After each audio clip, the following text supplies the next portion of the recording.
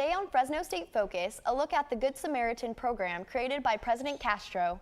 Plus, why ASI is rejecting Jesus. Hello and welcome to Fresno State Focus. I'm Lexi Godot. And I'm Jodi Parkinson. A new program implemented by President Joseph Castro is helping students financially. Abigail Martin tells us more about the fund that aims to promote academic success, even through unexpected hardships. Many young adults struggle to pay bills while being full-time students.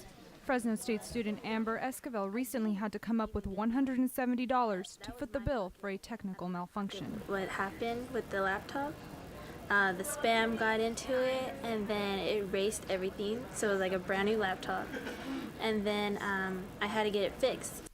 To help students like Esquivel, Fresno State President Joseph Castro started a program called the Good Samaritan Fund.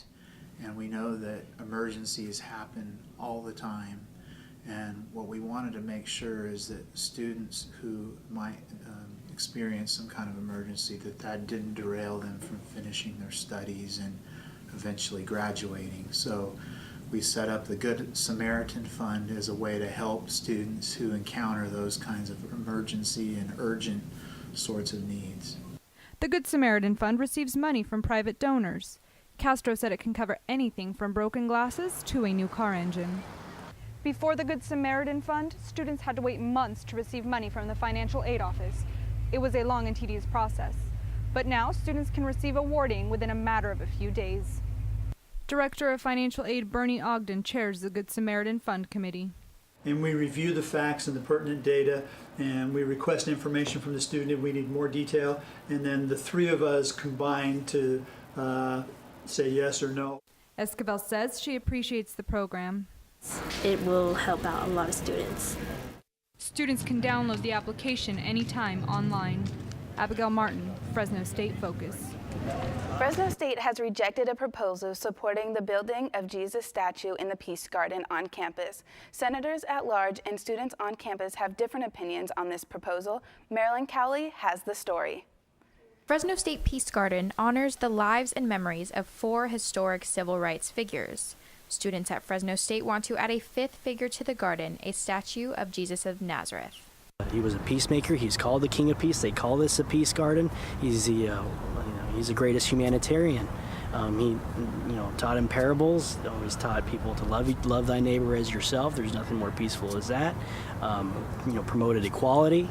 Right now, the Peace Garden has 4 civil rights figures: Martin Luther King Jr., Cesar Chavez, Mahatma Gandhi, and Jane Addams. All of these figures are people who represent peace and civil rights. Opponents of the Jesus statue say Jesus was more of a religious figure than a historic, and a Jesus statue would violate the Establishment Clause of the First Amendment that prohibits the endorsement of religion. Senator at Large Anthony Farnese opposed the Jesus statue. He says the name Jesus is associated with religion, and a lot of students would not like that. It has an inherently religious connotation, and whether we write Jesus of Nazareth in the resolution or Jesus Christ, it's going to come across with the same meaning. Whereas student Devon Brown says there should be a statue in the Peace Garden. Well, I think that'd be a good idea. I mean, we don't have one, and you got all these famous people around, and then Jesus is pretty famous. Student Nadia Pearl has mixed feelings about the statue. I don't agree that it should come just because it's got a religious connotation. And the Peace Garden, as far as I know, all of these people, well, the figures that are in here aren't, necessarily religious figures themselves, even though they might be to do with religious peace efforts. They're not actually religious figures themselves. As for now, the Jesus statue is not under discussion, unless O'Brien or another senator at large proposes the idea. The Peace Garden will remain with 4 historic but not religious statues. Marilyn Cowley, Fresno State Focus. Fresno State Associated Students Incorporated is in the middle of elections for the next term. Students can find the link to the ballot in their Fresno State email inbox. Current ASI President Moses Menchaca is running for re-election against sophomore Jared Bartoni and graduate student Elizabeth De La Cruz. Students are also voting on various senator seats. Voting ends this Thursday. It is March 26, nearly 3 weeks since the disappearance of Malaysia Airlines Flight 370, and still no plane has been found. 3 sets of satellite data of possible plane fragments, a once spotted wooden pallet, and a change in altitude are leads in the mystery. A professor in media ethics, Dr. Bradley Hart, is with us here today. Thank you for joining us today, Professor Hart. Sure, happy to be here. So can you tell us some of the latest updates you've heard about Flight 370? Well, the latest that we know is that they have spotted what appears to be a debris trail somewhere in the South Indian Ocean. Now, what's important to keep in mind is that this debris trail is in an area as large as California to New Mexico. So, as one of the aviation experts I saw on the news this morning was saying, it's not a matter of finding a needle in a haystack. We haven't even found the haystack yet. So it appears that the radar readings that they have used to locate where the plane was have been successfully pinpointed to a general area, but it's still a huge area that needs to be searched, and there's still no sign of any actual evidence. Okay. And so some of the leads also that are included in this story are military radar showings of an altitude of dropping to 12,000 feet. There was a CNN aviation analyst, Miles O'Brien, who was quoted saying, "We have no experience or evidence the crew did anything wrong, and in fact now we should be operating with the primary assumption being that something bad happened to the plane shortly after they said goodnight." Do you think it's safe to be making assumptions right now? Not at all, right? This is the mistake that we've seen the media making over the past several weeks since this plane disappeared. Initially, there was concern that this plane had crashed in a whole other part of the world, effectively, thousands of miles from the current search area. That proved not to be the case. Then, of course, there was the inevitable speculation about terrorism or some sort of man-made disaster. The point is, we still don't know. We don't know what happened to this plane. It's believed that there are no survivors of this, but up until a few days ago, we didn't know that at all. So I think any kind of speculation here is really premature, and you could argue from a media ethics standpoint that when you talk about trying to implicate people in wrongdoing, when there's no evidence that anything wrong has actually been done, that you're abrogating your responsibilities as a journalist in that sense. That's true. And some other theories that have been happening on board the plane, there's like mechanical failure and hijacking and sabotage. So do you think that the media should be able to throw in all these theories? Is it confusing to add in all these theories when there's not many facts known? Absolutely. Well, the difference between theory and facts, right? Theories are ideas. They're theses that need to be borne out. The irresponsibility comes in when you're promoting a thesis that there is no evidence to support. So on CNN a few days ago, one of the anchors speculated on the air and asked a guest whether a small black hole might have been responsible for this. That's an absurd suggestion. Even a small black hole would swallow the entire solar system, as we know from physics. So, you have the difference here between not knowing any facts and the media wanting to speculate to fill time, sell products, sell advertising, things of that sort. And we're seeing a classic media ethics dispute. What do you do when you simply don't know the facts in that sense? We're seeing a little bit of irresponsible speculation have over the past few days, but now hopefully we're going back to a more sort of nuanced brand of coverage. Thank you, Dr. Hart. Thank you. The search for the Boeing 777 with almost 240 passengers continues with an international effort in technologies. According to the Washington Post, NASA will aim its satellites at the search area within a few days. Our hearts go out to the passengers' families. Thank you for joining us and sharing your insight with us, Dr. Hart. Thank you for having me. The Fresno State Enology Society held its annual Bud Break Bash, a wine-filled event that raises funds and awareness of Fresno State wine. The event took place at Fresno State Sportsman's Club and featured local wines and delicious food. Several alumni, as well as current students, attended the event and shared Fresno State spirit. Enology Society President Drew Phillips, said he loves using these events as a way to promote awareness for Fresno's various wines. Time and commitment. And what I like about our club is we're like 10 people who put on an event every week, every Thursday night at 7 o'clock for up to 50 people. That's the fire. If you're interested in tasting these wines for yourself, swing by the Rue Gibson Market on Barstow and Chestnut. The Enology Society hosts wine tasting every Thursday at 7 p.m. Coming up on Fresno State Focus, we'll take a look at the smoking controversy on campus. Plus, Derby Days raising money for Children's Hospital, all that when we come back. I am, and always will be.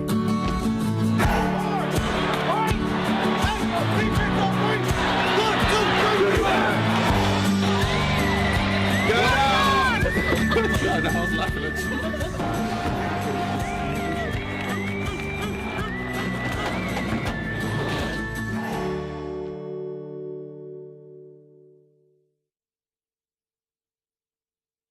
Fresno State, and I'm going to show you why. Here's the beautiful and newly constructed Henry Madden Library, which has a massive collection. The Save Mart Center, which is our sports venue and one of the best attended in the entire country. We're absolute pioneers in the agricultural sciences, having led to the production of the first university winery and drawing in a diversity of students to achieve academic success over the past 100 years. And you know, I wish I had time to tell you about everything else, but in reality, I think you're just going to have to come see for yourself. The controversial issue about smoking on campus still continues. With designated signs being relocated by people, the policies have become stricter on campus. According to the statistics, there has been an increase in smoke-free campuses and fewer people are smoking. The number of smoke-free campuses is increasing as less and less people are smoking in the United States, and college students are having health concerns about secondhand smoke. As of January 2nd, 2014, there are 1,182 tobacco-free campuses in the United States. Fresno State still has designated smoking areas. Should Fresno State be a tobacco-free campus? Out of the 1,182 smoke-free campuses, 811 of them are 100% tobacco-free. 2 of those campuses are our very own Fresno Pacific University and University of California, Merced. They say smoking is bad, especially having it in campus, because when you're passing by, it kind of like gives you the secondhand smoke, you know. And like me especially, I try to hold it in my breath, you know, when I'm passing by. Kind of hard to do that, you know, but I tried my best, you know. I'm trying to stay healthy too, you know. Fresno State has 22 designated smoking sections on campus. And on the fresnostate.edu/smoking website, it shows the policies and the exact locations of each smoking section. But I'm not really from here, so I don't know what the culture is towards smoking exactly.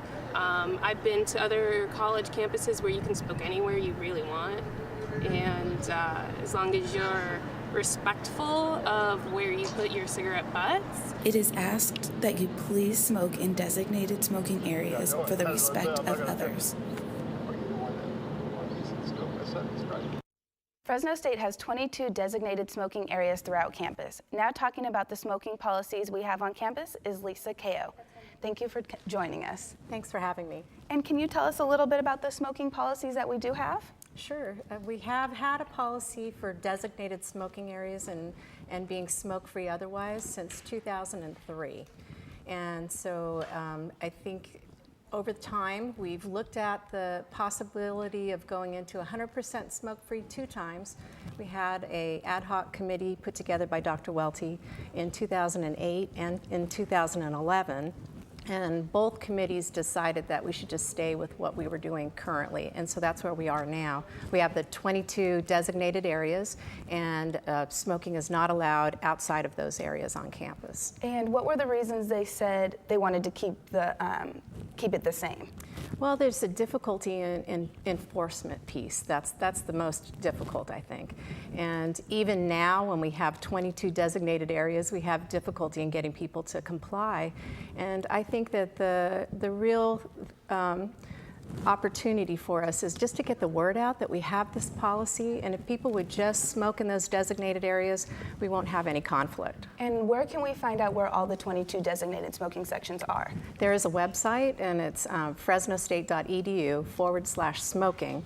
And then at every designated smoking site, there are brochures, and the brochures indicate what the policy is. There's a map inside so you could find other designated areas. And then there's also, of course, information about smoking cessation programs that are available. All right, thank you for joining us, Lisa Kao. Thank you. We've been talking with Fresno State's Health and Safety Manager, Lisa Kao. We enjoyed you being here with us. Thanks. One student takes the stage as he performs with his unique instrument. Alalee Marcado has the full story. As Fresno State students head to the library to prepare for their midterms, music major Andrew Hernandez prepares for his midterms a little differently.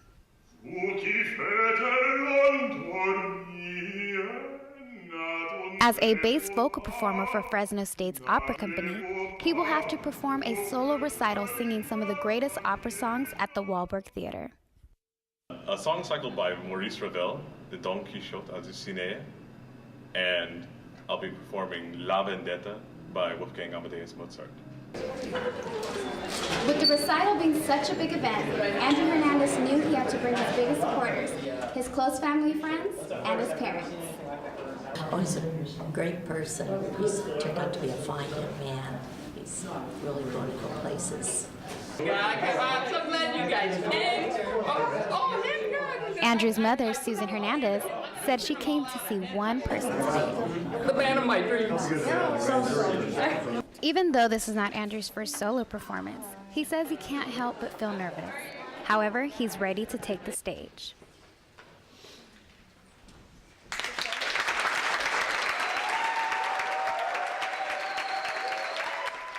Ali Mercado, Fresno State Focus. Recently gathered to raise money for Children's Hospital Central California. Jillian Bertolucci has more on the event. The Fresno State Greek system gathered last week for 3 days of competition. Sigma Chi Fraternity hosted its annual fundraiser known as Derby Days. As the slogan says, it's for the kids. The fundraiser benefits Children's Hospital of Central California. Coordinator Zach Warden says this year, the fraternity had a big goal. We had about $85,000 donated, and we needed $15,000 to reach $100,000 this year.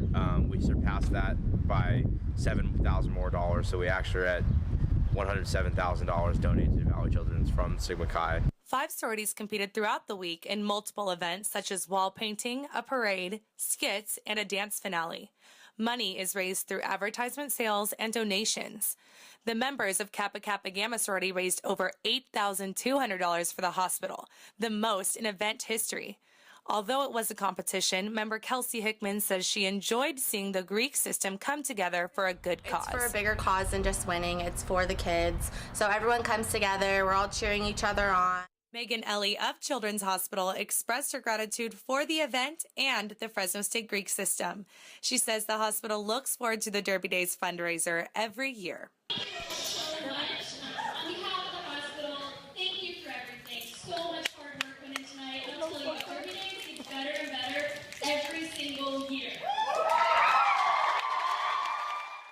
The brothers of Sigma Chi Fraternity say they are looking forward to writing the check for over $22,000 and finally surpassing that $100,000 mark to help patients right here at Children's Hospital.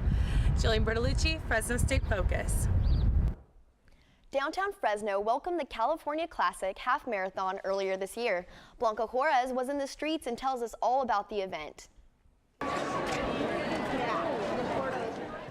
People from all over came to participate in the California Classic Half Marathon.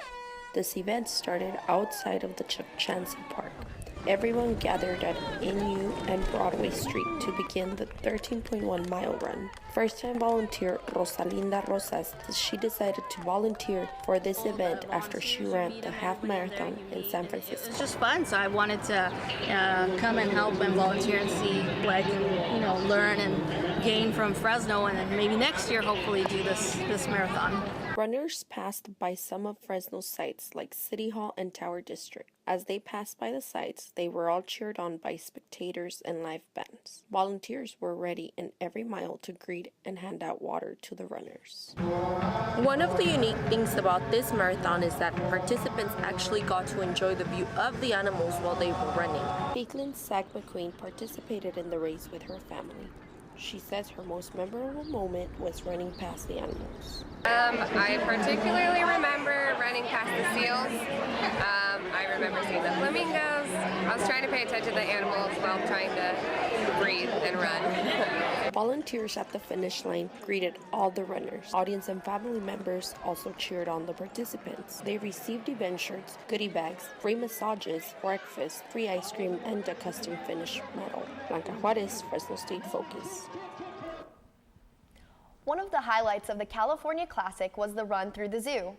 If you didn't have time to enjoy it then, reporter Simone Rixey tells us about that special program that allows your children a free visit to the zoo next Wednesday. Coming up on your Focus Sports, how did the Fresno Chaffee Zoo aside from the rest. Every first Wednesday of the month, this zoo, in partnership with Wells Fargo, offers free admission to children from ages 2 to 11 so they can experience animals in an engaging and educational environment. Heather Davis, marketing associate, tells us about this season at the zoo. It's springtime, the weather's beautiful. This is our busy time of year. We have lots of school groups coming in, lots of families out for a day. The weather's gorgeous, and our numbers have just been phenomenal. The program was designed for families and children who otherwise would not have the opportunity to visit the zoo. Hannah Paredes, an instructional assistant from Tulare County, tells us why this is important. You don't often get to see all the variety of animals, all the different breeds. With new exhibits like Sea Lion Cove and the up-and-coming African Adventure exhibit, it's hard to deny that Fresno Chaffee Zoo isn't a great place to spend your Wednesday afternoon. You can enjoy the first Wednesday of every month, Wells Fargo Wednesday, here at the Fresno Chaffee Zoo. The hours are from 9 a.m. to 4 p.m. The zookeepers, the animals, and the staff hope to see you soon. You can find the zoo at 894 West Belmont Avenue. To plan your next visit to the zoo, visit FresnoChaffeeZoo.org. They assure you you'll have a wild time. I'm Simone Rixey, Fresno State Focus. Coming up in your Focus Sports, how did the Fresno State men's basketball team do in the CBI quarterfinals? Stay tuned for sports with Renee Santos.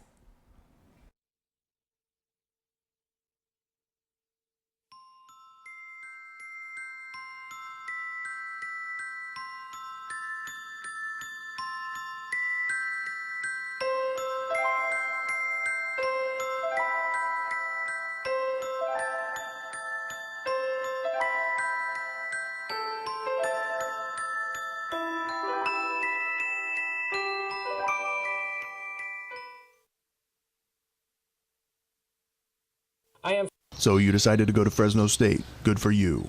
But you were too insecure to show Fresno State pride? That's a problem. Because you never bothered to show pride in your school, you are shunned by other students. Professors can smell the stench of impending failure on you and take no pity.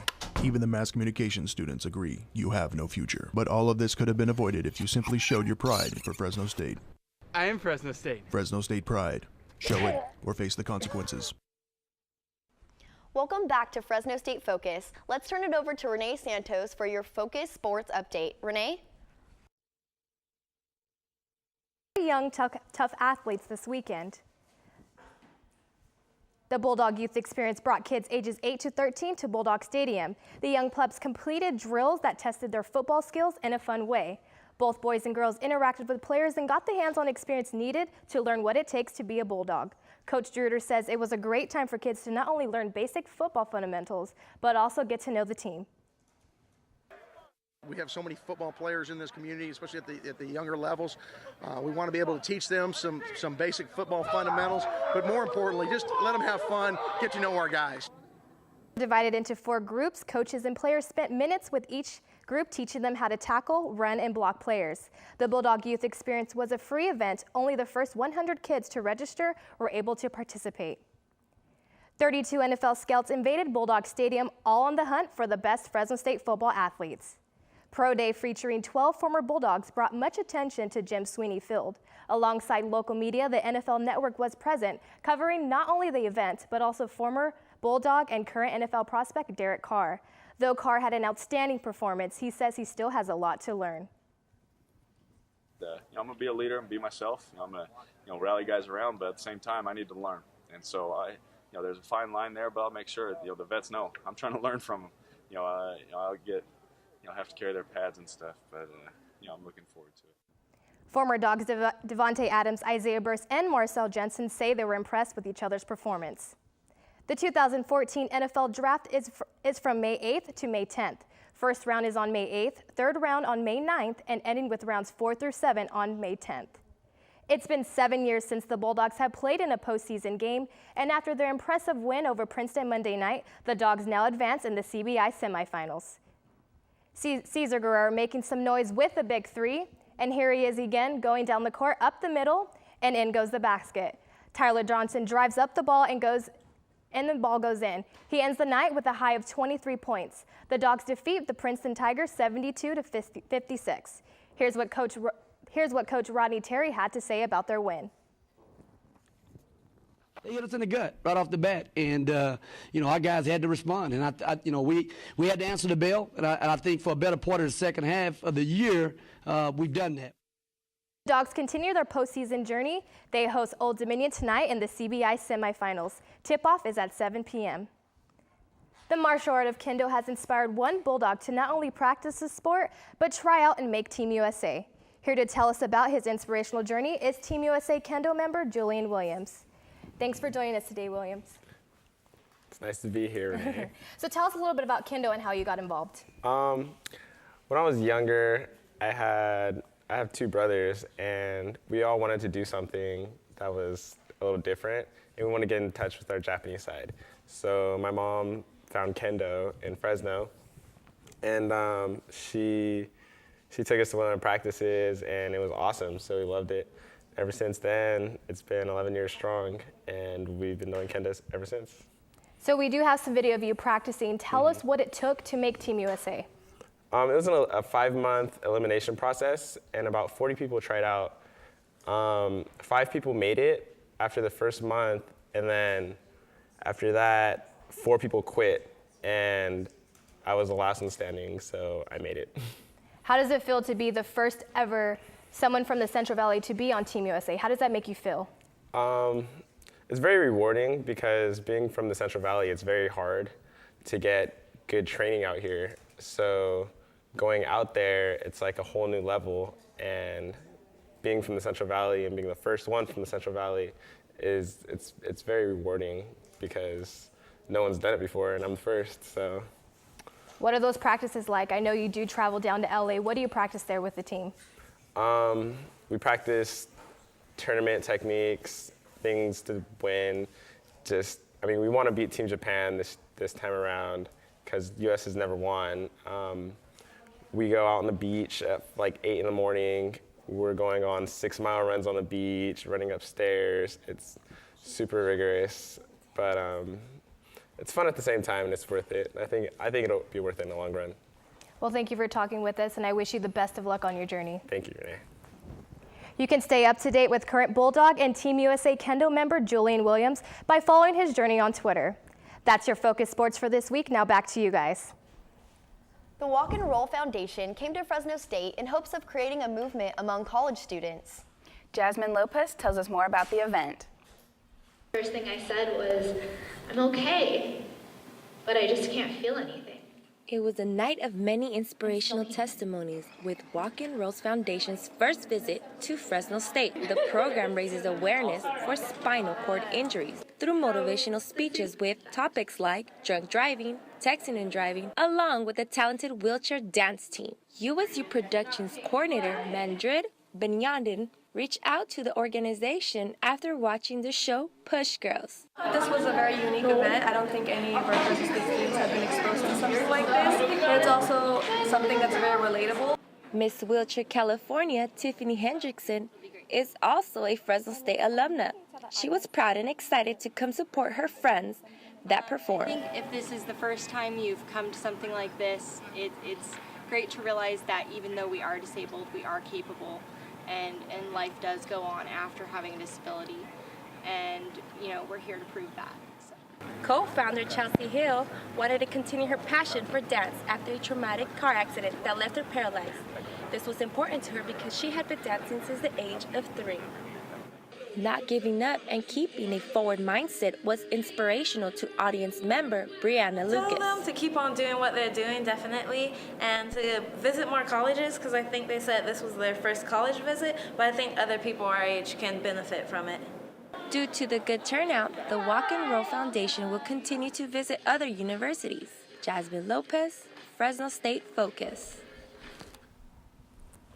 It's really inspiring how these people can actually fulfill their dreams, and even though they have hardships. What do you guys think? I agree. I think the name of the foundation alone is clever. Not only that, I mean, the strength it takes to do those types of things is pretty impressive. Definitely. Next week on Fresno State Focus, a look into a local animal shelter. Plus, an interactive exhibition about how books are being influenced by technology. Also, what students are doing to stay healthy. Thank you for joining us. We'll see you next week. Yeah, that's cool. I called him William.